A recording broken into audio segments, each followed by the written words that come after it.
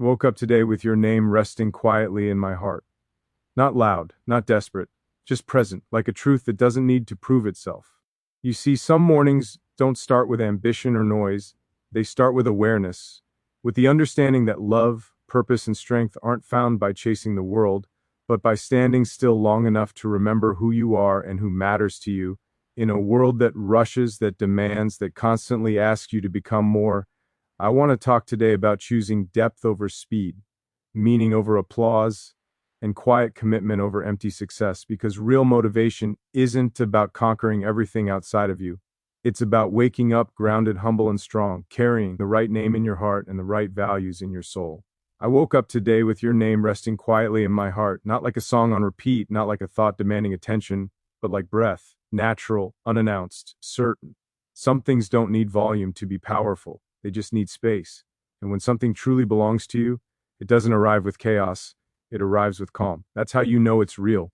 We live in a time where people confuse intensity with truth, where loud emotions are mistaken for depth. But the strongest forces I've ever known were quiet. Gravity doesn't shout, time doesn't explain itself. Love, when it's real, doesn't beg to be seen. It settles, it stays. It waits patiently inside you, while the world keeps moving too fast to notice what actually matters. This kind of love doesn't distract you from life. It anchors you to it. It doesn't weaken your focus, it sharpens it. When you wake up carrying someone's name gently in your chest, you don't feel rushed. You feel steady. You walk differently. You listen more. You choose your words carefully, because suddenly your actions are no longer just yours. They carry weight, responsibility, intention. Quiet love teaches discipline, not the harsh kind that breaks you, but the calm kind that builds you. You stop needing validation from strangers. You stop chasing applause. You stop explaining yourself to people who only understand noise. You begin to respect silence, early mornings, honest work, promises you actually keep. You learn that consistency is more attractive than intensity, and character lasts longer than charm. When love lives quietly in the heart, it doesn't consume you, it strengthens you. You don't lose yourself in it. You meet yourself through it. Your flaws become clearer, not hidden. Your fears surface, not avoided, because something real demands that you grow, not perform. It asks you to become someone worthy of what you feel, not someone impressive to look at. There's courage in this kind of love. Courage to be patient, courage to be misunderstood, courage to choose depth when the world rewards speed. Most people are afraid of quiet because it forces them to face themselves. But when you've accepted yourself, silence becomes a friend. And love becomes a place you return to, not a place you escape into. Waking up with someone's name resting quietly in your heart doesn't mean life becomes easy. It means life becomes clear. You still struggle, you still fail, you still get tired, but you stop feeling lost. You understand why you endure, why you show up, why you keep going even when no one is watching. Purpose doesn't always come from ambition. Sometimes it comes from devotion. This kind of love doesn't demand perfection. It invites honesty. You don't need to be extraordinary every day. You just need to be real, present, willing to stand by your values when it would be easier to walk away, willing to protect what matters even when it costs you comfort. Because anything worth carrying in your heart will eventually ask something of you. Quiet love changes how you treat the world. You become gentler without becoming weak. You become firm without becoming cruel. You learn that strength isn't about domination, it's about restraint, about knowing when to speak and when to remain silent, when to fight and when to let go, when to hold on and when to trust. There's a kind of maturity that comes when love stops being about possession and starts being about presence. You don't need to own someone to feel connected. You don't need constant reassurance to feel secure. You understand that real connection doesn't panic at distance or crumble under time. It exists beyond convenience, beyond mood, beyond circumstance. When you carry love quietly, you don't advertise it, you live it. In the way you keep your word, in the way you show up tired but honest, in the way you listen without planning your response, in the way you choose respect over ego. These are not dramatic acts. They won't go viral, but they build something real, something that lasts longer than attention. This love doesn't make you fearless. It makes you brave. Fear still exists. Doubt still whispers. But you move forward anyway. Not because you're certain of the outcome, but because you're certain of your intention. You know why you're walking the path you're on. You know what you're protecting. You know what you refuse to become along the way. Every morning you wake up with that quiet name in your heart. You were reminded that meaning isn't found in how much you take from the world, but in how carefully you move through it, in how you treat people when there's nothing to gain, in how you stay true when shortcuts are offered, in how you remain kind without expecting reward. And maybe that's the real motivation. Not chasing success, not proving worth, not being seen, but waking up grounded, carrying something pure inside you, letting it shape your choices, letting it slow you down just enough to live with intention, letting it remind you that the most powerful things in life rarely announce themselves, they simply remain steady and patient, asking you each day to is a little better than you were before I woke up today with your name resting quietly in my heart. And it reminded me that strength doesn't need to introduce itself. Real strength doesn't arrive with noise or demand recognition. It doesn't raise its voice to prove it exists. It simply stands, calm, unshaken, present. And when you live from that place, you stop confusing power with pressure and confidence with control. The world teaches us to be loud to survive, to assert, to compete, to dominate the room before someone else does. But the strongest people I've ever known didn't rush to speak. They didn't rush to react. They carried themselves with a kind of stillness that made others pause. Not because they were intimidating, but because they were grounded. They knew who they were, and they didn't need the world to confirm it for them. Strength without noise is built in moments no one applauds. In restraint, in patience, in choosing not to respond when ego wants the last word, in walking away when pride begs you to stay and fight. It's in the ability to hold your ground without hardening your heart, to remain kind without becoming naive, to stay firm without becoming cruel. When you wake up carrying someone quietly in your heart, you start to understand this kind of strength. You realize that reacting to everything weakens you, that proving yourself to everyone drains you, that not every challenge deserves your energy. You learn to protect your peace, not by avoiding life, but by choosing carefully where you place your attention. There's discipline in silence, not the silence of fear, but the silence of control, the kind that allows you to listen fully before you speak, to observe before you judge, to act with intention instead of impulse. This discipline doesn't make you passive, it makes you precise. Your words matter more because you don't waste them. Your actions carry weight because they aren't rushed. Strength without noise also means accepting discomfort without dramatizing it. You will struggle, you will feel pressure, you will face moments where nothing makes sense. But instead of broadcasting your pain, you learn to sit with it, to understand it, to let it shape you rather than break you. You realize that not every battle is meant to be shared, not every wound needs an audience. This kind of strength changes how you handle respect. You don't demand it, you don't chase it. You earn it quietly by being consistent, by showing up the same way when it's convenient and when it's not, by staying honest even when lies would be easier, by choosing integrity even when no one is watching. Noise seeks validation. Strength seeks alignment. When you're aligned with your values, you don't need to explain yourself constantly. You don't feel threatened by disagreement. You don't panic when misunderstood. You trust time to reveal what you stand for. You let your character speak on your behalf. There is a calm confidence that comes from knowing you can and endure without collapsing, that you can love without losing yourself, that you can stand alone without feeling abandoned. This confidence doesn't rush into rooms trying to be seen. It enters quietly and leaves an impact long after it's gone. Strength without noise doesn't mean suppressing emotion. It means not being ruled by it. You still feel deeply, you still care, you still hurt, but you don't let temporary emotions dictate permanent decisions. You allow yourself to feel without letting feelings control your direction. That balance takes time. It takes self-awareness. It takes humility.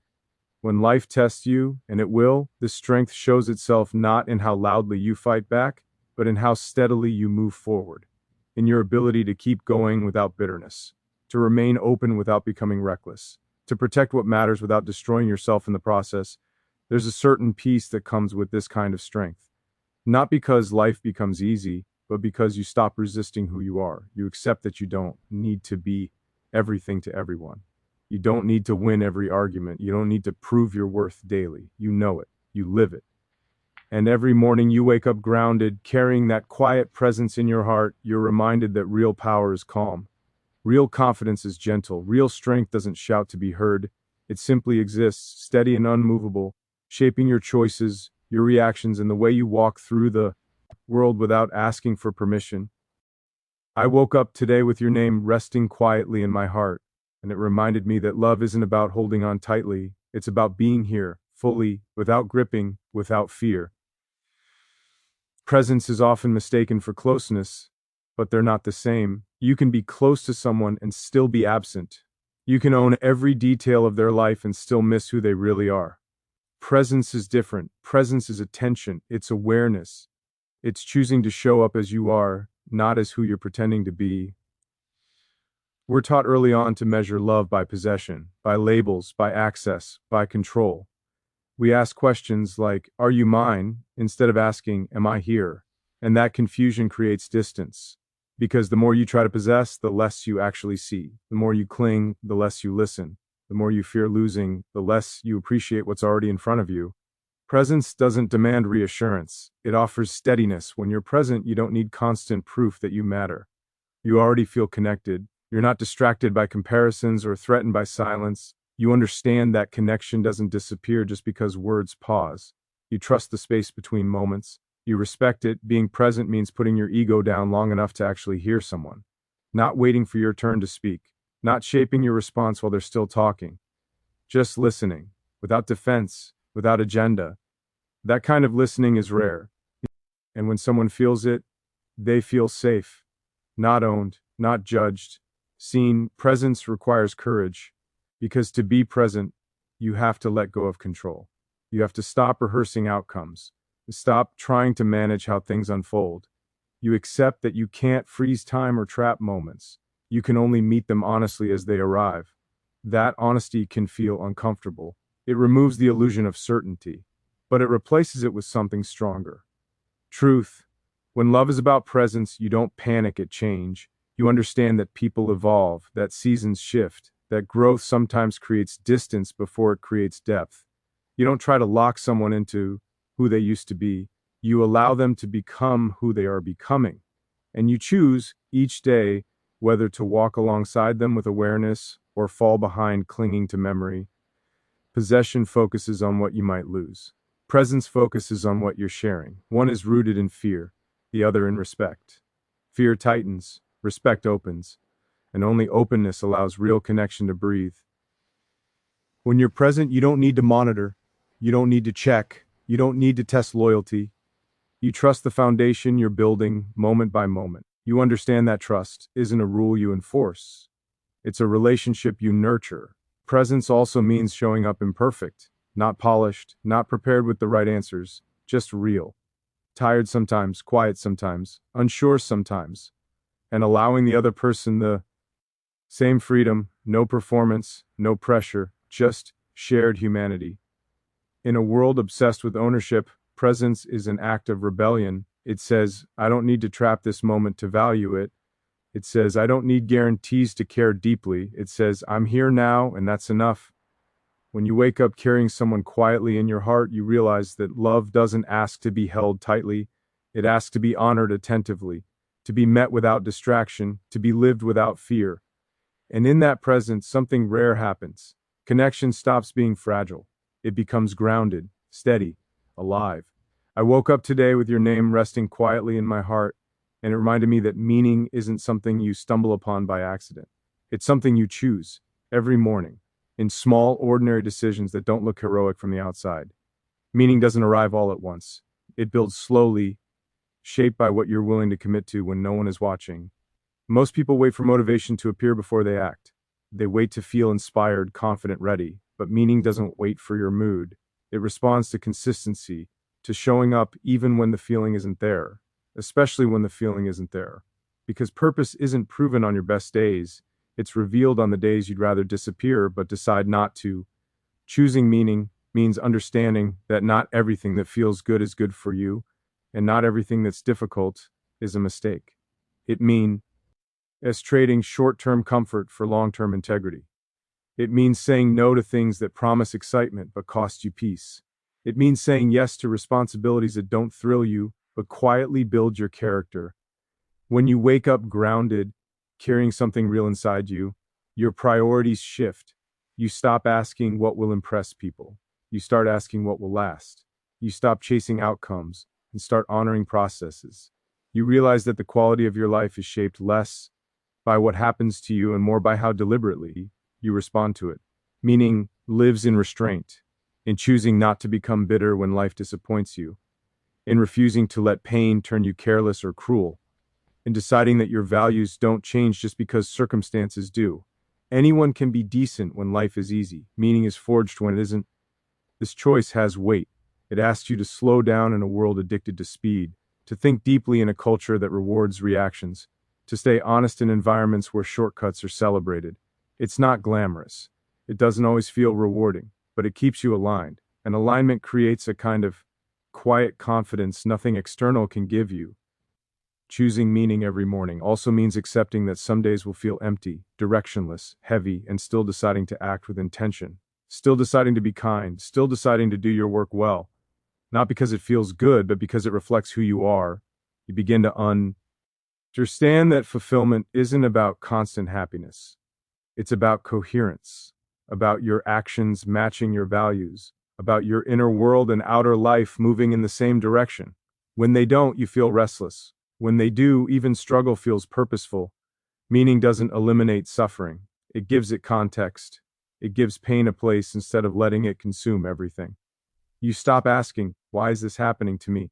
And start asking, who do I choose to be while this is happening? That question changes everything. When you live this way, motivation stops being something you search for. It becomes something you generate.